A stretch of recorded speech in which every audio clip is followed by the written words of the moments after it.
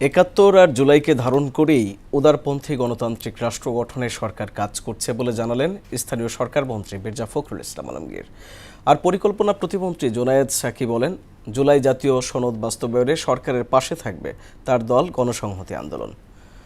বিকেলে রাজধানীতে আলাদা অনুষ্ঠানে এসব কথা বলেন তারা। মনিরুল ইসলামের প্রতিবেদন।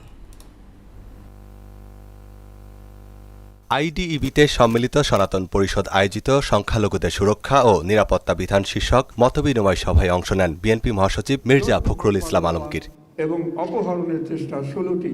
বক্তব্যের শুরুতেই তিনি সংখ্যালঘু সম্প্রদায়কে শুভেচ্ছা জানিয়ে একটি অসাম্প্রদায়িক বাংলাদেশ গড়ার আহ্বান জানান। বলেন, ধর্মের ভিত্তিতে দেশকে বিভক্ত করার চক্রান্তের বিরুদ্ধে প্রতিরোধ গড়ে তুলতে হবে। ধর্মের ভিত্তিতে যারা দেশকে বিভাজন করতে চায় তাদের বিরুদ্ধে আমাদেরকে কিন্তু রুখে দাঁড়াতে হবে। আমরা এখানে উগ্রবাদকে প্রশ্রয় দিতে পারি না, মৌলবাদকে প্রশ্রয় দিতে পারি না। মির্জা ফখরুল বলেন, উদারপন্থী গণতান্ত্রিক বাংলাদেশ গড়ার লক্ষ্য নিয়েই কাজ করছে সরকার। আমরা এখানে একটা উদারপন্থী গণতান্ত্রিক বাংলাদেশ আমরা নির্মাণ করতে চাই। এ সময় ৭১ বিরোধিতাকারীদের দেশ বিরোধী বলে আখ্যায়িত করেন তিনি। আমাদের 1971 সালের যুদ্ধকে সঙ্গে রেখে আমরা 24কেও সামনে রেখে আমরা এগিয়ে যাব। আমরা কোনোটাকে বাদ দিতে চাই না, কারণ এটা আমাদেরই জনগণের অধিকার আদায়ের সংগ্রাম। যারা ৭১কে ভুলে যেতে চায় বা ভুলিয়ে দিতে চায় তারা কখনো বাংলাদেশে বিশ্বাস করে। এখন একটা সুযোগ পেয়েছি আমরা যে গণতন্ত্রকে প্রাতিষ্ঠানিক রূপ দেওয়ার। আসুন আমরা সেই চেষ্টাটা করি।